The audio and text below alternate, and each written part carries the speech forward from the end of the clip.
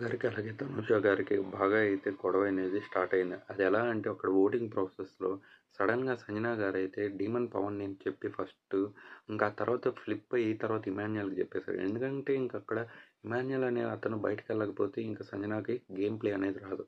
ఇంక తన సేఫ్టీ తన గేమ్ ఆడాలని చెప్పి ఇమాన్యుయల్ నేమ్ చెప్పడంతో ఒక్కసారిగా తనుజ గారు పైకి లేసి అయితే నేను నా డెసిషన్ అనేది చేంజ్ చేసుకుంటాను. నేను కూడా ఇంకా సంజన గారి నేమే చెప్తాను.